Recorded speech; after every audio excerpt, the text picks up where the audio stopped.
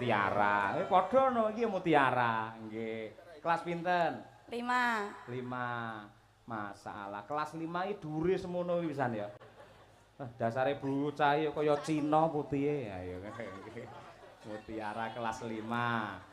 Apa surat pendek apa sing saged? Bebas. Nah. Apa, Nduk? Ayo.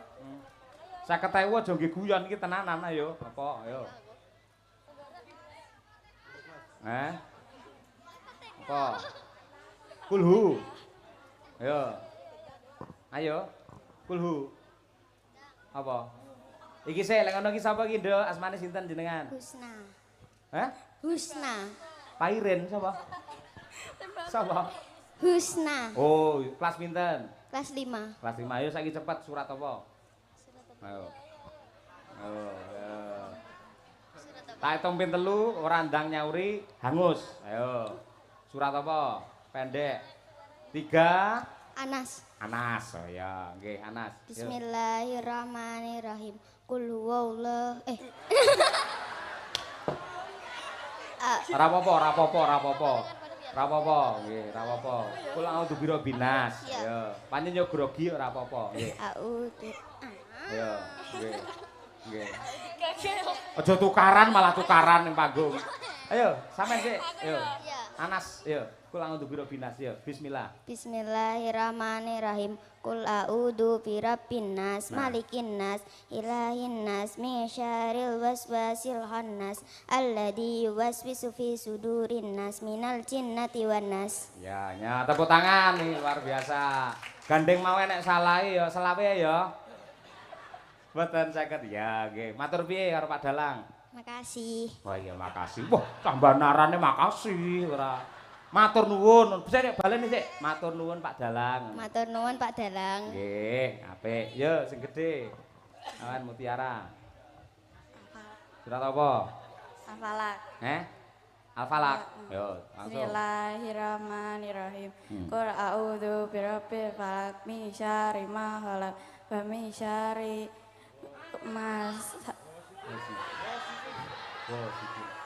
wasikin idza waqab wa min syarri hasidin idza hasad. Sik dibaleni alon-alon. Aja grogi, Anggepen sing mirsani sakmono mbane kawul ngono ya, ndang. Yo, ndang. Bismillah alon-alon. Bismillahirrahmanirrahim.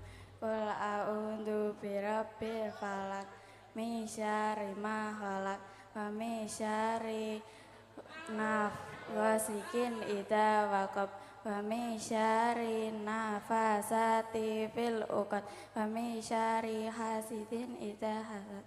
Nggih, tepuk tangan. Bener nggih Pak Bu nggih?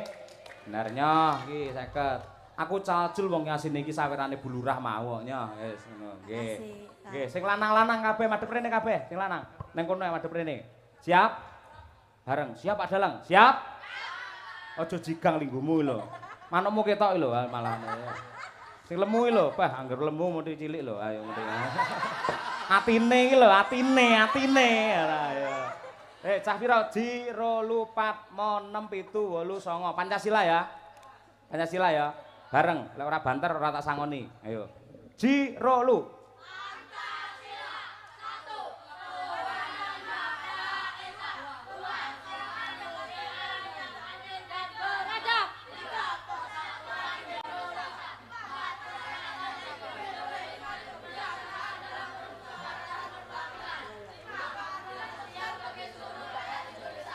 Tepuk tangan. Nggih. Sampeyan bocah cilik apa DPR enek sing kleru ning TV ngono ya. Ayo ngono iki. 9 iki berarti lek 50 pira dadine? 200 ya le ya. Heeh, 200. Pira? Pira bir? 450.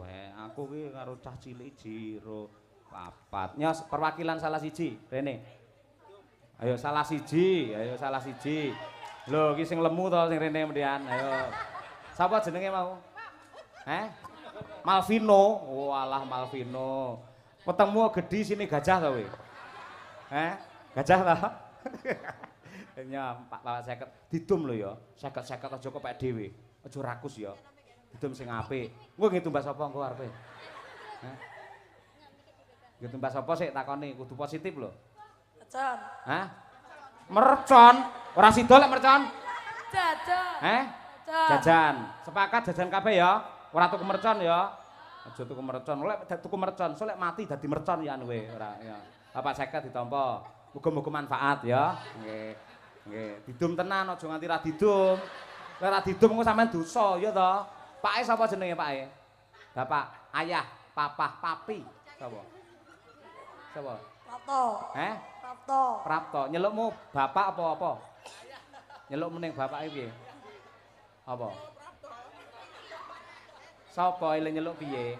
Lah nyeluk piye? Bapak. Bapak tenan, ora ayah to? Ayah ya apik ya ora apa-apa, ora nggih. Lah lele. Ayo anake Prapto bae ora nggih. Didum tenan sing rata.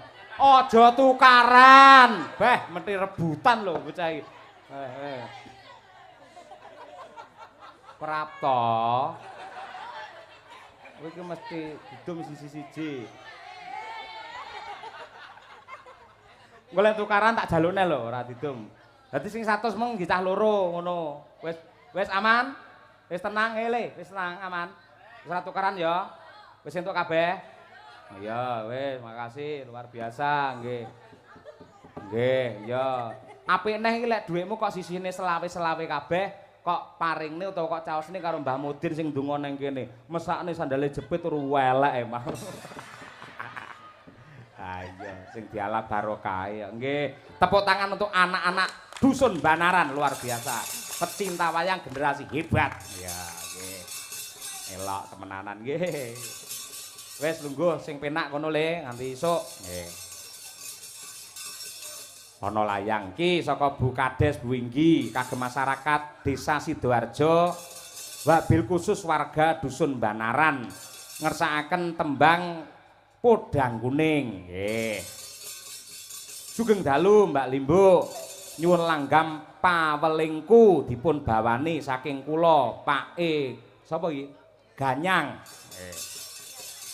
Siap. Assalamualaikum. Waalaikumsalam. Sugeng dalu pepanggihan Ki Cahya wonten ing Banaran mugi-mugi Antasena Krida saged maksimal pagelaranipun dalam rangka sedekah bumi wonten Banaran. Kula warga Malu Wadung nyuwun sesideman kagem sedaya para pamirsa ingkang rawuh saking kula Pak D Jaya. Saking Bapak Haji Mundir nyuwun gending 10.8 Tuban kas mriki nggih laturaken mangke. Sugeng dalu bucange Pak Dalang Bu Kesi ugi Mbak Tatin ingkang gemoy. Waduh. Kula ibu-ibu konsumsi badhe nyuwun gending Podang Kuning. Gending menika kula aturaken dumateng besti-besti kula. Mbak Yu Sripah ugi Mbak Yu Jar. Sripah karo Jar ya. Kagem Pak Dalang mugi-mugi tahun-tahun depan mboten mundak malih. Kersane saged nanggak malih nggih. Amin amin amin nggih. Mboten mundak ganti rega pol-pole. Ayo. Wassalam nggih. Yo kas minangka kula nuwun daerah kene 10.8 dhisik. Ya. Yan ayo yan. Ayo. Tayupan dhisik. Tayupi ditata mendo guyub kaya warga masyarakat Banaran. Ya 10.8 yo.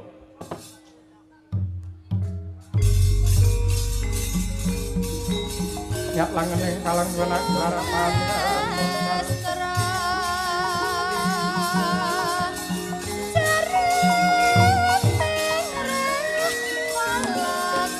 Bener ya? Ya.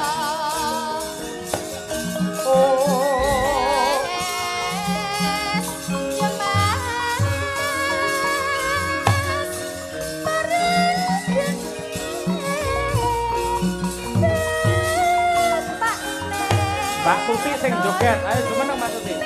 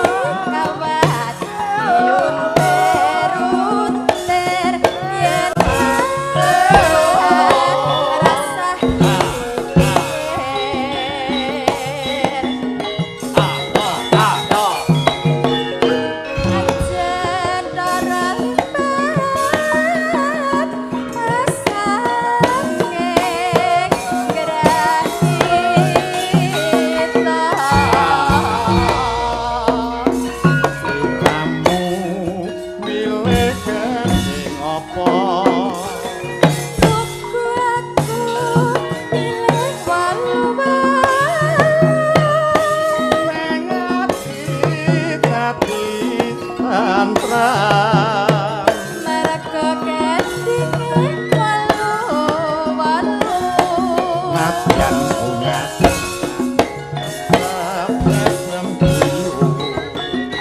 prayogane aja gampang resu lamun asu dadi yen sliramu mas taslim pilih melu sapa Ruku aku milih sing sayang dadi padha sandang pangan Najan kakisah tetep nambah coba ketraman Yen kapranan uripe sorang-sorang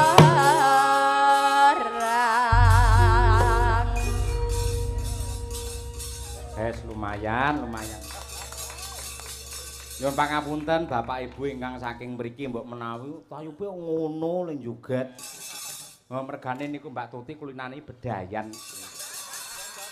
Sangupati. Ayo. Mila menawi dereng kulina nggih nyuwun pangapunten. Nelek pengendange ya genah Piyayi Bluro kena wis pedhot kabeh musuh kuwi.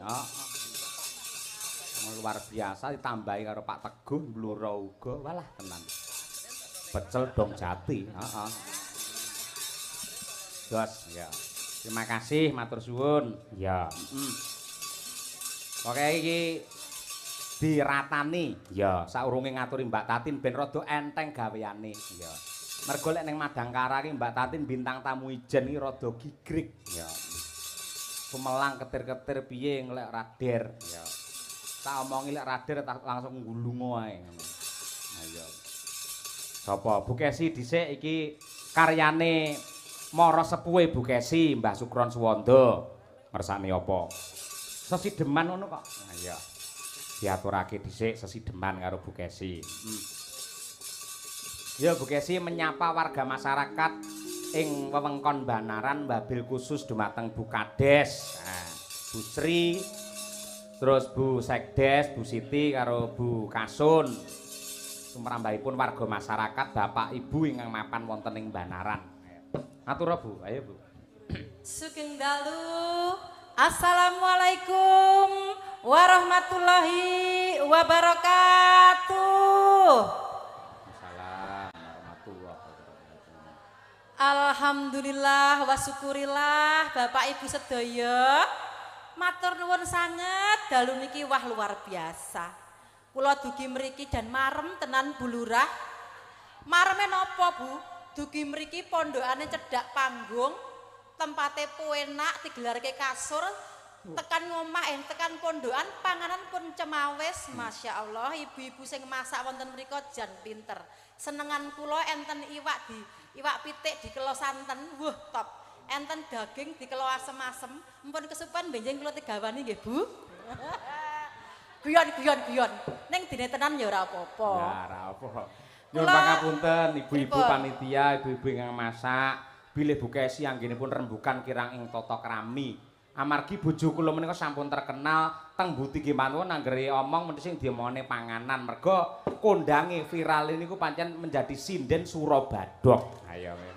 Kula sing ngomongane panganan. Ya aja kasar-kasar ngoten to sayang. Ya paribasane iki lho. Ayo paribasane. Sik to. Aku ki ya nyambut gawe ngene iki awake dhewe, jenengan prisa to, Pak. Awake dhewe iki ora menutup mripat lho ya. Nyambut gawe awan nggo bengi-bengi nggo awan iki engko asile kayane iki ya nggih tuku beras terus awake mangan. Awake dhewe nyambut gawe dadi yoga sinden dalang kuwi akhire endinge iku ya tinggal golek sandang pangan ngene iki. Nggih to Bu Lurah? Pramila kula jan seneng banget dipun cepaki daharan sing enak-enak. Pramila matur nuwun nderek ndedonga dumateng sedaya warga ageng wonten ing Sidoarjo, Banaran Tuban mriki.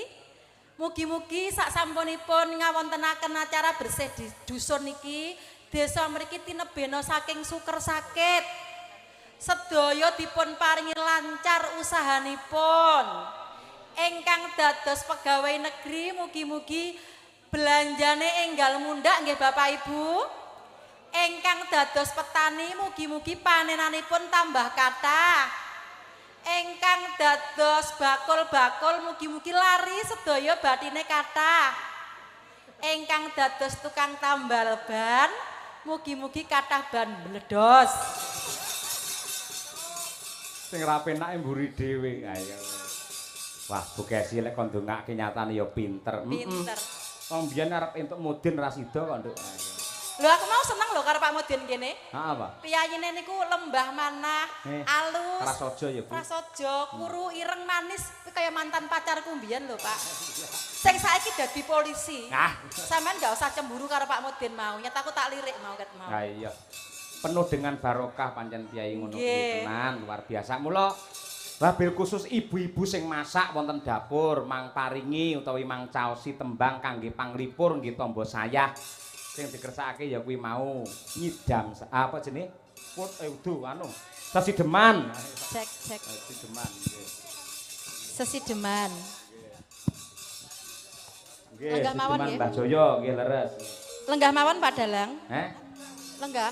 Ya jumeneng dian wae gelem ndeni srepek karo. Tapi awakku saiki malih lemu lho, Pak. Wis rusak ngene iki aku arep ngadeg kok isin aku. Lemu ora apa-apa, wong wedoke lek lemu kaya perahu lho, ditumpaki ora uling malah. Slendro songo, deduk, deduk.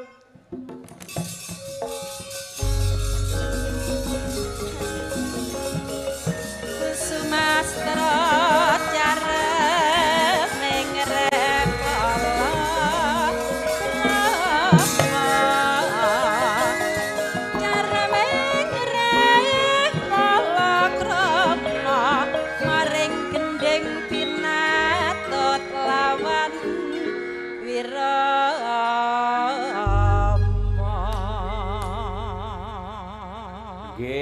Nyuwun pangapunten Bapak Ibu sedaya menawi Bu Kesi wau matur bilih awake saya lemu niku pancen nggih leres ning menggawe kula lemu niku mboten perkara pripun-pripun ning atine niku tentrem merga dheke dipek bojo karo dalang sing lumaing jagat kurping langit wong lanang sing paling setia kepada istri. Ayo mula ya tentrem atine kaya ngono. Wah, matur nuwun nggih Mas Dalang. Wah, sampean jan ngelem aku tenan bengi iki. Padahal ning omahe ora tau mbok lem kaya ngene lho. Padahal aku ning omahe gawe teh, gawe kopi kepahitan lek mau maido. Teh kok pahite kaya ngene. Teh karo apa kopi ra seneng kok. Sing seneng napa? Susu. Jo ngono isin. Pak sehat 5 sempurna ngono lho. Lek ngeten kula gadah parikan. Apa? Ikan bandeng gurih rasanya. Pak Cahyo yang ganteng, Bu Kesi yang punya. Wah iya.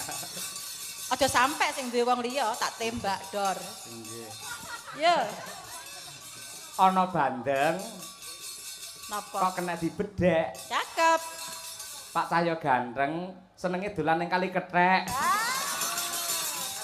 Beh, apa kuwi? Kuwi tempat apa itu? Ora ngerti bapak-bapak kae nggih Pak nggih. Napa Pak niku? Santren. Niku pesantren. Oh, pesantren sesuk aku tulung jaan rono, anakku tak pondokke ning kono, Pak. Ya.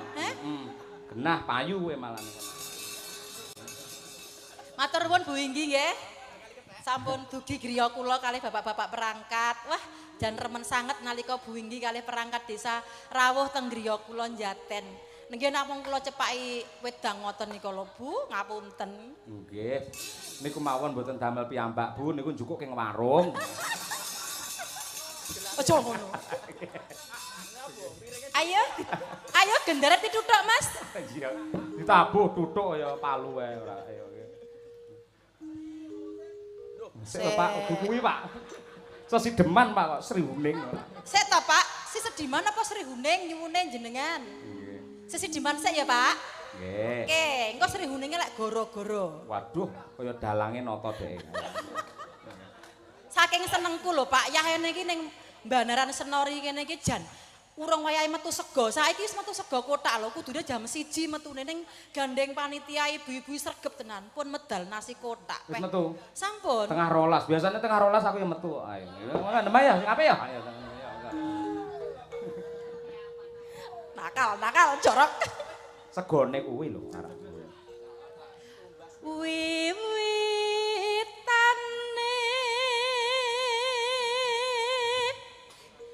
anderek sang pekik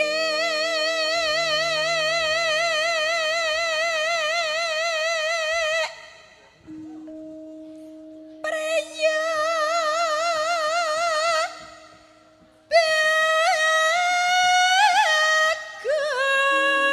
bagus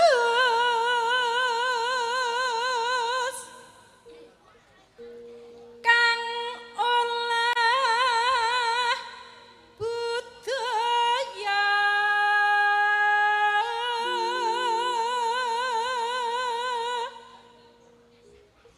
sowan menyang kutha gedhe.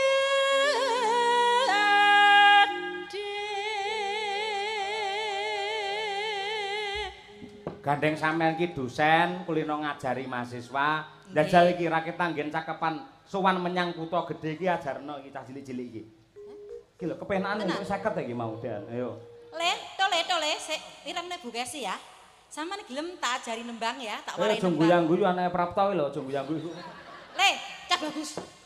Dimirengke Bu Kesi, dirungokne. Tak warai nembang ya. Sithik wae, mengko lek iso sampean tak sangoni meneh, tenang wae. Coba diterokke bareng-bareng ya. Dimirengke Bu Kesi sik gendut. Samang Bu Kesi. Sowan menyang kuwi tok ya. Sowan menyang. Ya. Jiro lu.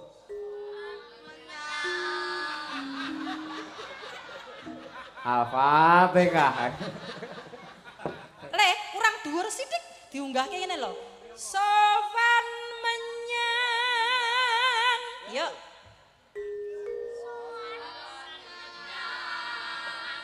Apik luar biasa. Sithik kas ya, separuh kas.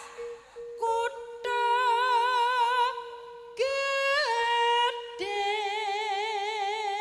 Yuk. Kutha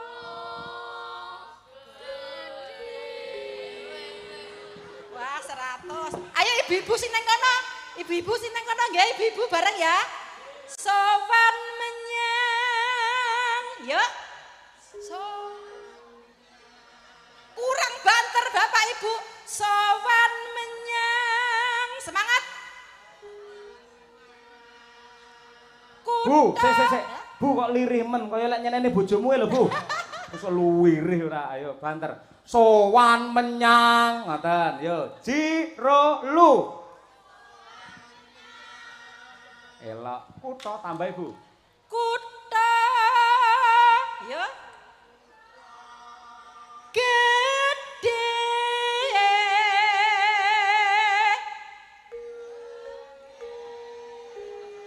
Tepuk tangan untuk ibu-ibu luar biasa Mbak Nara. Matur nuwun.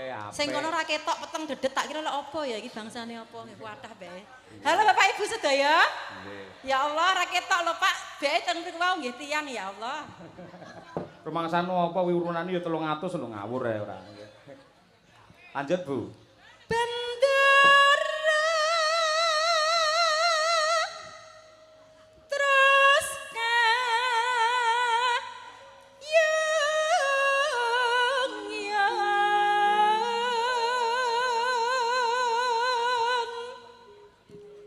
selendangku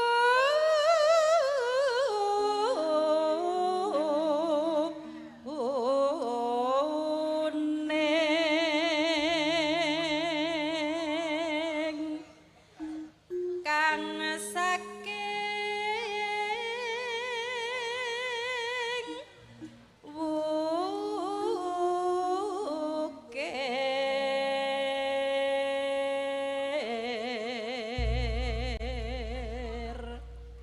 Aja rame ae le. Lek Lek Bunda nembang ki aja omong wae. Bundas saya. Dimirengke. Bunda enggak mireng tabuhane gender kok ya. Lah kuwi ngrasani sampean kuwi mau. Pripun? Jare bukesi ngene duwe bae ngapusi. Ya engko bariki ya. Heeh. Swara kurang permana ning wasis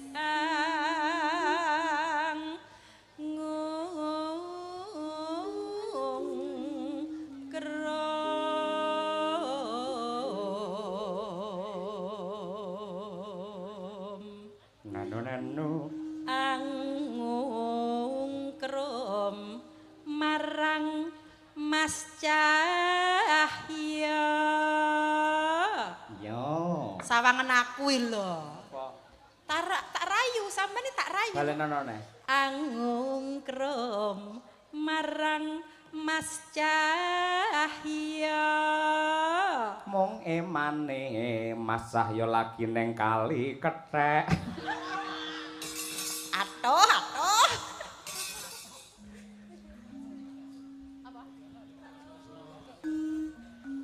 Terus tresno sesidemam.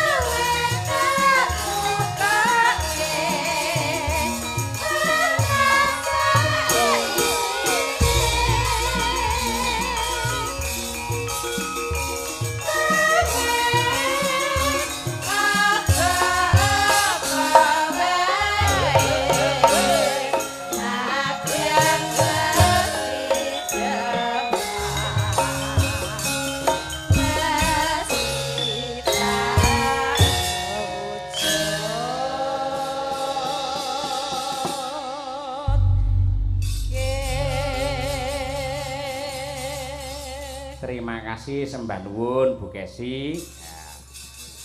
Yo saya ganti nanjake bintang tamune. Tur rata-rata bintang tamu men anu tak caosi info Mbak Tatin iki. Bintang tamu yen nang kene mesti ya dirubung karo cah cilik ngono kuwi. Yen Mbak Elisa mbiyen ki ninggali cah cilik-cilik kuwi udakara 1 juta. Ya. Gandeng iki taune beda paling ora ya 1,5 juta lah nggih anak-anak. Iya. Ya tumpake sepur men jumeneng Mbak Tatin Lestari Handayani. Tidak. Oke, yo.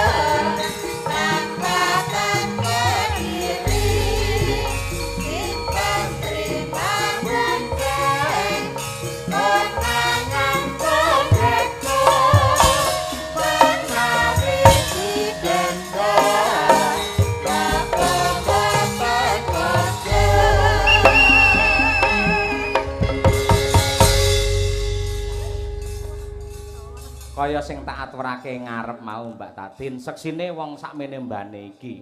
Pripun? Mbak Elisa mbiyen ninggali 1 juta. Niku rak Mbak Elisa ta nggih? Nggih, Mbak Elisa. Nek Mbak Elisa ya pen kajenge Mbak Elisa. Terus sampean beda mesti ya? Beda. Luwih akeh ya? Ya nek aku ya ndelok engko jajal saking bulurah piye.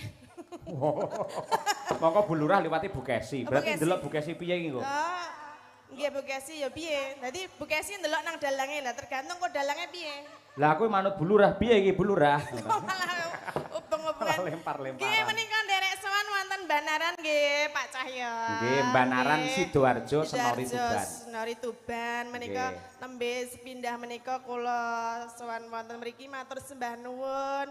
Menika nderek ndedonga kagem masyarakat wonten ing mriki. Menika acaranipun bersih desa nggih. Inggih utawi sedekah bumi. Oh nggih. Menika nderek ndedonga Pak Bu, mugi sedaya masyarakat wonten Banaran mriki tansah pinaringan slamet, sehat, kathah rezekine.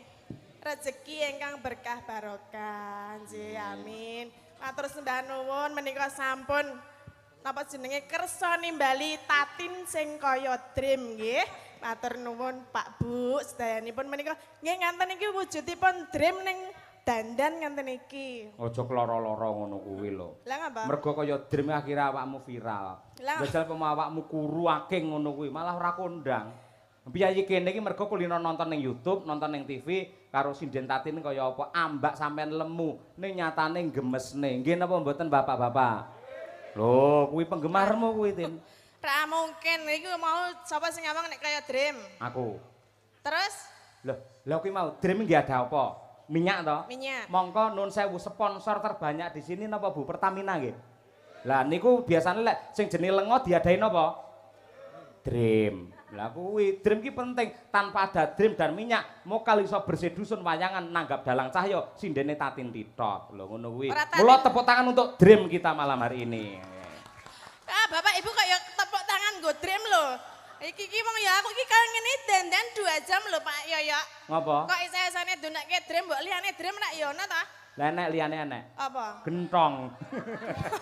Malah saya nika kowe iki mbok ora sia-sia karo wong wedok ngono lho. Sia-sia Mas piye saya. to, Nduk? Ora wong yo nek wis cantik ngene iki rak yo oh Mbak Tatin sing cantik ngono ora Mbak Tatin sing kaya dream ngono kan yo jenengan nek ora tanpa wong wedok piye padake? Loh ora apa-apa. Lah aku ora masalah. Nun sewu ya, upaman ning donya enek lanang tok apa wedok tok ya. Sing rugi tetep wong wedok. Kok iso? Lek wong wedok tok bingung arep piye? Lek wong lanang tok ora masalah. Sik nek banci, ayo.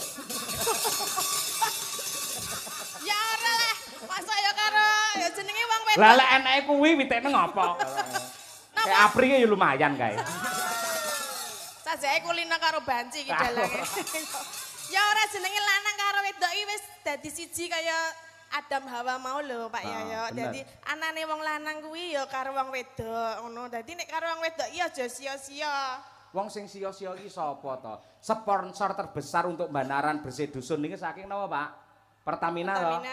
Pertamina niku napa to, Pak? Minyak to? Minyak niku diadain napa? Non? Apa? Drum nek mriki drum. Oh, drum nggih. Drum nggih. Lah kowe milih drum apa drum? Ayo. Cek. Kula kados drum, Pak Bu. Leh, iki tunggal dene padha lah. Nggih monggo nek anu masyarakat wonten ing mriki ajeng madhahi teng drum monggo. Ya aja mutung ngono kuwi. Lah sampean mumpung ditimbali dipercaya karo Bu Inggi karo panitia masyarakat mriki supaya nglipur piye carane memberi hal yang senang untuk warga masyarakat aja mutung ngono kuwi. Ya ora apa-apa kok wis dipadhake drum. Nggih. Ya wong lagi tengok-tengok cantik lagi menikmati makman saka sing diparingke panitia kok Mbak Tatin kaya drum. Aku langsung, "Hah? Kaya ngene padhake drum." Tak glundu. Sing nyek aku to. Sampeyan ora ngerti rahasiane seorang dalang. Dalang iki anggere nek sinden dielek-elek, biasane dhek malah seneng. Oh, berarti sengit dulit. Ya aku lho gur ndulit tok gelem, sapa sing gelem kaya ngono kuwi? Lah maksudnya? Ya ora iso tegese senengi tegese memberi perhatian khusus kepada sinden itu sendiri. Oh, nek jenenge ngono kuwi berarti nek umpamane ngunek-uneke berarti sayang. Murah nyapa kok sayang? Lah piye toh? Jarene kuwi mau piye nek ngunekke ngono piye mau? Perhatian. Perhatian adalah tanda dari Seneng. berarti jenengan seneng kula. Seneng antarane dalang karo sinden. Tenane. Ya wegah mosok aku gedene semono mlebu ning drum ya gah. Ya aku ya wegah dileboni ngono sakmono gedene kono padake iki ya gedhe ning cilike. Sae-saesane. Yen cara ngene jenengan pundi, Mbak? Alamatnya jenengan? Oh, nggih, nderek nepangaken nggih Pak Bu. Kula menika saking Sentolo Kulon Progo Yogyakarta nggih. Dadi wau mriki niku perjalanan kurang luwih 4 sampai 5 jam. Dadi iki ada kono ada kene tundekke drum. Matur nuwun nggih Pak Yayak nggih. Sami-sami. Nggih, jan. Dalang kok le jan apik tenan ngono lho. Ora ngono kapan jenengan iso silaturahim karo Piyai Banaran kaya ngene lek ora lantaran Pak Cahyo Kuntadi kan ya moga. Oh, nggih. Matur sembah nuwun nggih Pak Cahyo. Lantaran panjenengan kula saged sowan wonten ing Banaran menika. Lek cara desane jenengan kampunge jenengan jenenge apa? Lek kene kan sedekah bumi kono apa jenenge? Mriko nggih merti dusun. Merti dusun. Nggih. Ada perbedaan apa mboten antara Banaran kali Sentolo? Ya bedane ada. Bedane apa? Bedane nek nggon mriko iki mengko sing nonton rapati akeh. Oh. Nek mriki jan tumplek blek sakmene saking mriko ngantos mriko manusia sedaya lho niki. Nggih, ya dicukne wiran kuwi 300-an kok. Ora nonton ya rugi. Pinten iurane? Ana sing 300, ana sing 250 kene undha usuk ngono kuwi. Oh. Minim iki 130 ki merem dipet pisan. Niku saking masyarakat nggih. Nggih. Nggih monggo lantaran panjenengan. Nggih. Panjenengan terus kula. Heeh. Kira-kira kinten malam hari ini saya berapa? Lho saru, mosok ngono diomongne nang kene. Alah kok dadi Bu, benjang malih nek menawi ajeng nanggap kula mboten sah lewat dalange nggih. Soale menika guntinge landhepe pol iki. Aku ora gunting, Lah apa? ngelongi. Oh, berarti nek ngelangi jatahku berarti ki wayang gamelan dan sebagainya ki aku yang melu duweni lho. Kok iso? Lah kok nggon aku yang melu mlebu nggonamu? Hah? Nggon piye ta ya? Nggon aku Heeh. mlebu. Hah? Piye, Pak? Ora iso wong drum ki adah kok mlebu ngendi ora. Maksudnya ki dadi Lah, wah bener kuwi Pak, leres nggih. Ngene Pak Dalang mlebu ning drum nggih. ora bapak era muni drum kok nek Pak Dalang mlebu ndamu iso ngono. Maksudnya ki kula ki ya melu urun tuku-tuku ngono lho wong ku ya termasuk duitku barang. Lah iki pancen milik bersama. Biasane engko lek poso iki didol dhewe-dhewe iki. Yo aja ngisen-ngisen ke dalang kondang. Lah aku ki ndek entuk saweran pas ning Surabaya ki lho ning nggen apa kae?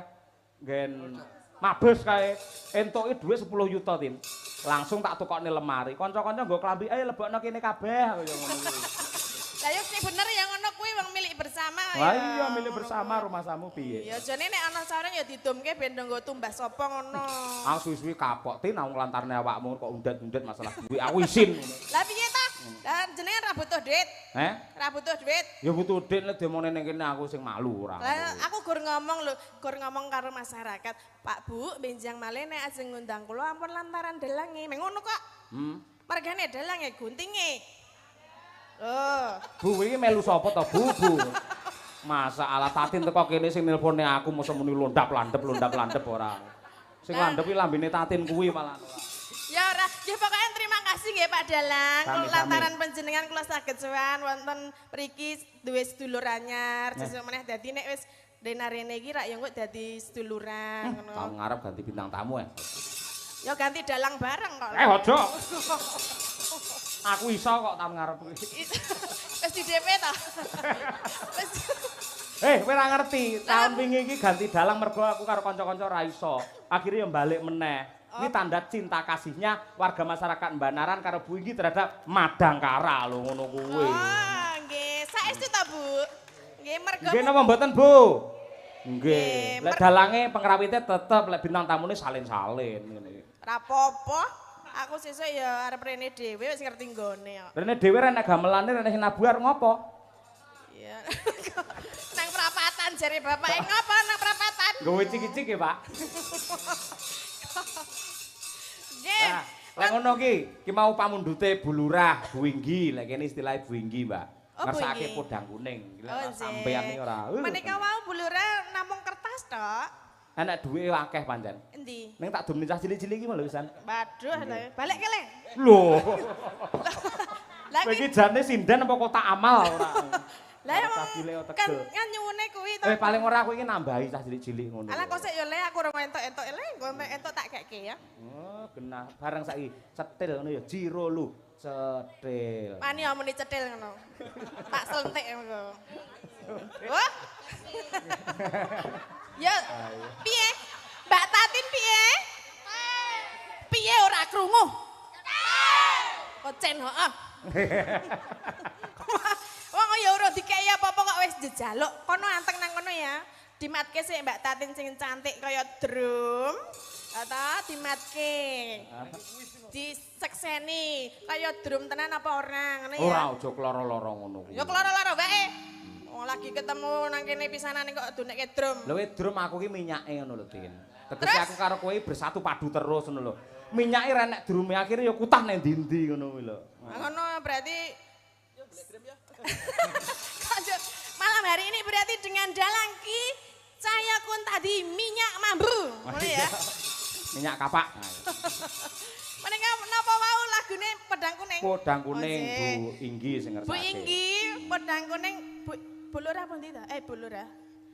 Wah, nggih, wah lah sing cantik sekali nggih. Awas Bu. Ngapa? Wong sida meneng kok. Agem bawa, Bu. Nggih. Nggih. Nggih, nek agem bawa niku biasane ten Yojo 300, Bu. Nggih. Yogja ya Yogja Tuban beda nggih Bu nggih. Ha iya. Nggih, ora apa-apa pokoke sing penting menghibur masyarakat wonten ing mriki. Aja njaluk karo Bu Inggi wis paring akeh 300 tak siapi anggere apik.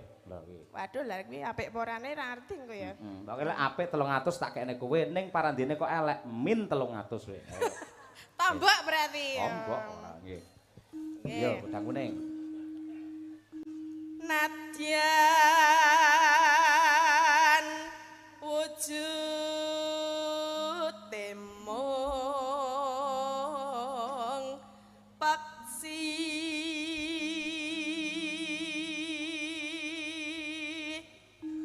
Nano.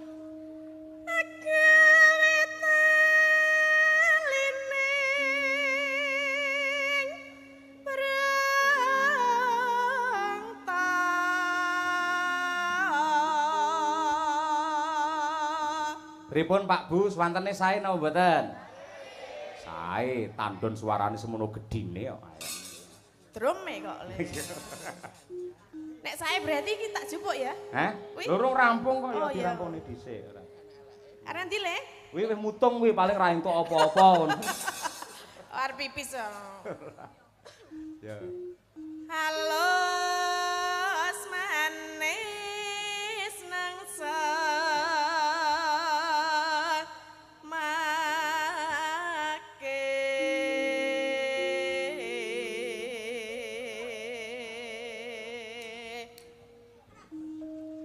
wasewingken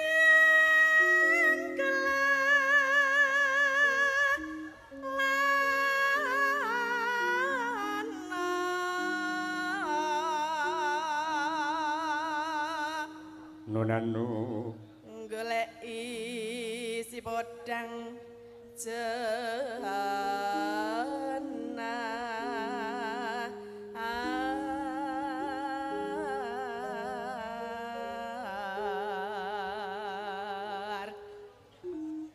iba bunga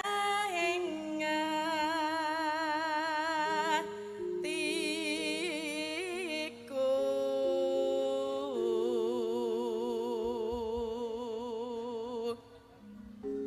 nyanding bisa dadi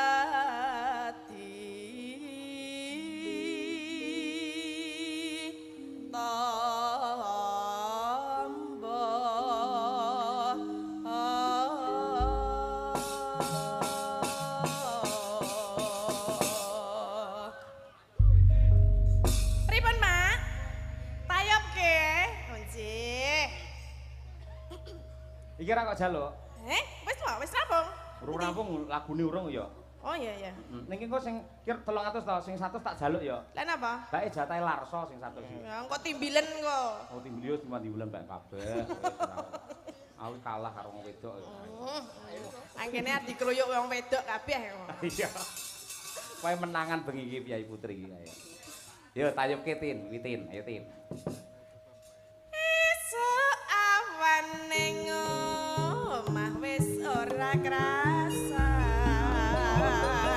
kaluyuran anggoleki sing tak sayang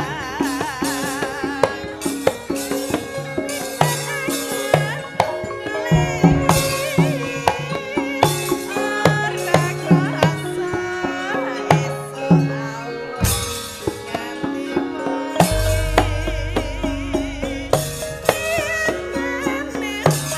wengi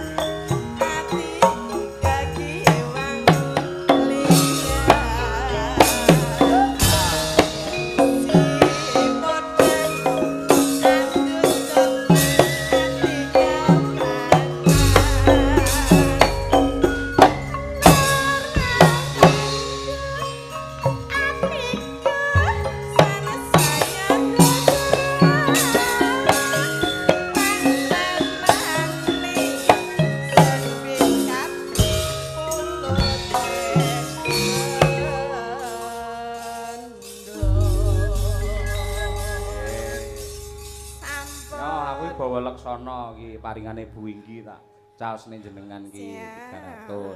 Ya. 300 matur sembah nuwun nggih Bu Inggi. Nggih, Iki sami-sami. janjiku nyolenya 100 wae nya. Ora do meneng wae kok kuren. Ngedume piye lek 100 tok iki? Lah, ya songo iki nyepleh 1000. Lumayan kena gitu cilok. Nek nggo tuku cilok lumayan wis entuk 70.000 to Le. Ndelok wayang entuk dhuwit wah lumayan ya. Lho calone bocah-bocah kuwi so lek sunatan utawa rabi, yo njaluk ditangkapne wayang. Oh nggih. Kudu. Dalange sapa Le? Sesuk nek sunatan dalange sapa Le? Hah? Oh wis bar sunat tok. Lek rabi. Nek rabi kapan? Ah ya sik suwe. Oh ya suwe ya. Bar sunat iya. wis eno. Nggih. Menika ugi kula aturaken dumateng para pamirsa ingkang mirsani Mbak Tatin lumantar streaming YouTube Kuntadi Channel. Oh nggih. Ingkang alhamdulillah sampun 3.600 penonton pasang mata, sembah nuwun. Luar biasa nggih. Dadi niki malam hari ini Pak Bu menika disiarke wonten YouTube Kuntadi Channel. Dadi menika dipun siaraken ngantek tekan seluruh dunia. Leres, Sing mriksani mboten namung panjenengan sing wonten mriki tapi ten pundi-pundi. Dadi niki kondang sak dunia nggih. Pak Nggih, Dalang. leres. Nggih. Ugi ngaturaken sugeng rawuh dumateng kadang-kadang WMC ingkang saking Bojonegoro. Wayang Mania Community siapapun dalangnya yang penting wayangnya. Nggih, pokoknya siapapun dalangnya. Siapapun yang mendalang tetap didelok, Nggih. tetap dilestarikan gitu. Nggih. Ugi caksi lover sing nekat ana sing saka anu lho Mbak, Magetan lho Mbak. Tidak mriki? Oh, kuwi adoh banget ge cah wedok. Iki Wah. nekat tenan lek kuwi ora. Nggih. Menika? Mbak menika? Nggih niku. Mbak, sok aja nekat-nekat lek daerah Madiun monggo iki adoh tenan iki. Waduh lho Mbak, iki gek mau liwati hutan-hutan lho Mbak. Karena aku mau lewat kene iki wedi aku. Lah ngopo? Lagi wetengen hutan lho. Oh. Gek dalane ciut ngono. Ah iya. Ning kula nggih anu wingi nate ten Tuban, ten Jatirogo napa pundi nggih? Jatirogo nggih. Jatirogo. Dadi ketuban sudah 2 kali ini alhamdulillah. Ketuban. Nah iya. Ketuban. Heeh, neng Tuban. Nah, nang Tuban lho maksudnya padalangi senengane arep mlesetke wae lho. Ora kok ya, aku memang meluruskan kok ya. Tak golekne kanca iki ada bibit baru. Oh iya, ini Nah, aku belum pernah lihat. yen biyen nate duwe ratu podang kuning iki tumenggung. Nah ya. Lah, ratune nanti ratune. Ratune lagi umroh kok. Umroh. Iki lho si Mutiara ki ya Ponorogo ta, Nduk? Coba kaya apa berdiri, Nduk. Ayo. Iki tumenggung. Ayo. Ben kenal sapa ngerti iso ketularan kondang laris kaya Mbak Tatin. Kuwi. Amin ya. Nggih.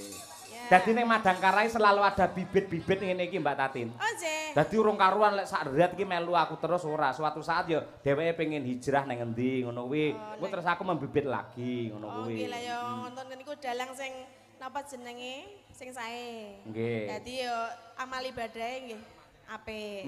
Meregenerasi. Meregenerasi. Pokoknya panen tumbuh satu, piye hilang satu tumbuh 1000 ngono Nggih, kae. leres nggih.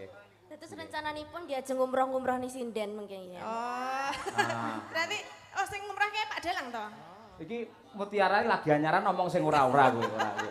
Aku remuk ngumroh ning Lah wau sing semene. setunggal sanjange pun umroh. Lah lek Berarti kan umroh terus lek liyane ra apa-apa lek Mbak Tuti umroh neng kono piye jal polahe. Dek ro krungu Fatihah panas kok pisan. Iya. Ya selamat malam Mbak Yes, Mutiara. King Dalu, Mbak Nggih. Tatin. Jenengan tasih sekolah. Tasik. Kelas berapa? Semester 4. Oh sudah kuliah. Nggih. Kuliah ya. Nggih. Semester 4 di mana? Wonten isi Surakarta. Oh berarti muridnya Pak ya Bugesi. Nggih, Beda? tapi lentu jurusan. Oh napa? Kula Karawitan. Oh nggih, Pak ya Bugesi kan pedalangan nggih. Nggih, pedalaman. Ayo nggih. Pedalangan kupinge. Lah yang kampusnya rada dalam ngono lho maksudnya. Oh. Pedalam. Ayo nggih. Daleme ndi iki? Ayo, ndi Dok? Saking pundi? Nggih, kula saking Ponorogo. Oh Ponorogo. Nggih. Wow nggih, tindak mriki nggih sareng rombongan apa ki ya, Mbak? Kula wau nunut truk lewat. Oh nono truk. Nggih. Nang nggon sisih ngendi? Ngisor. enten anu sampingnya niku lho. Kok sinden kok nunut truk iki Ben tirakat sik ra apa-apa. Sesuk meneh aja nunut truk ya.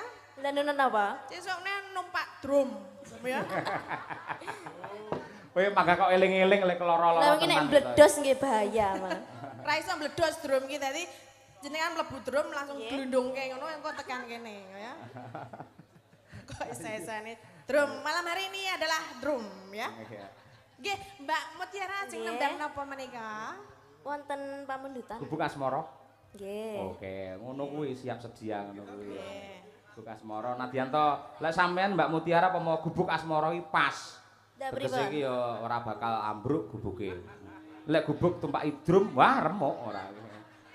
Ya malah kuat to. Kok iso kuat? Lah ya kan gubuk terus dicagaki drum ya kuat. Mong nang dhuwure kok drume kok lek ora cor-coran kok iso kuwi ora ngono. Ya kok gari ngobong. Kok isih. Piye le wis dijol le duwite? Wah iya ngono pokoke sing adil. Walah jan cekat-ceket terginas. Ayo. Langsung didumke nyek 10.000 lah ya pinter ya. Nek kon ngitung duit ya. Bawane kok gentenan karo Mbak Tatin. Ayo coba. Nggih. Sampean sik nduk Mutiara. Nyingkar nyingkur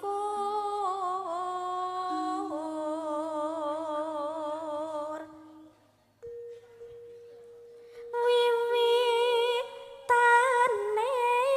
nyingkar nyingkur.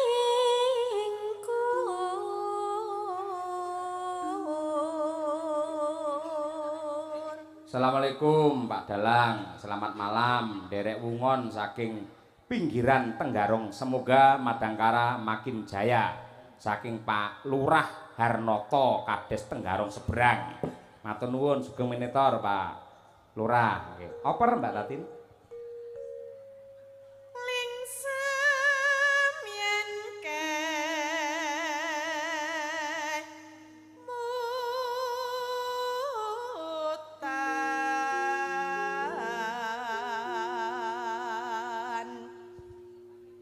lelampahan kang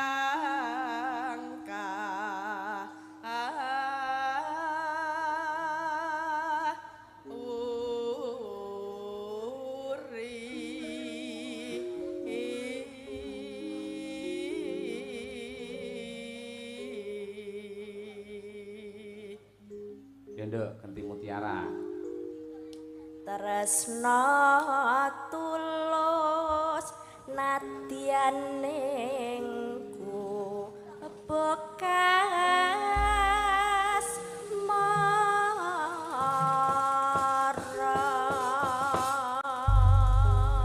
Wis kreatif cengkok wis jos kaya ngono lho. Wis pokoke sesuk derek Pak Yoyo sing semanggem nggih. Nggih, ampun siap. nakal. Boten.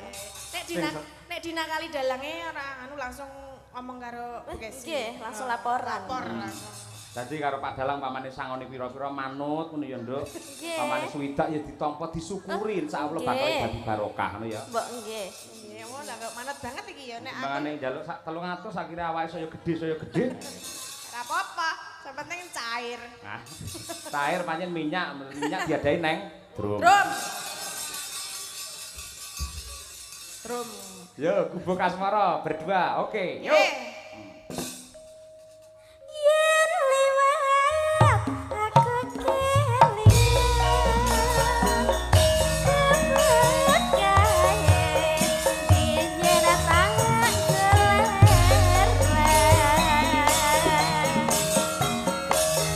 neng ajak gebak tulisan warna depan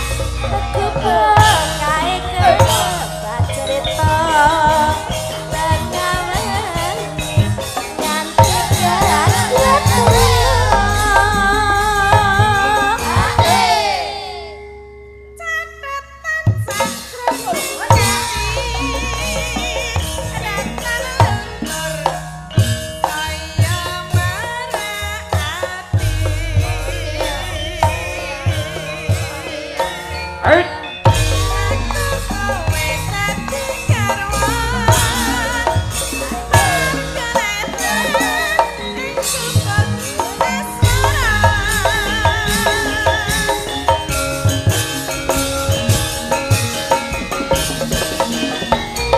Matur nuwun.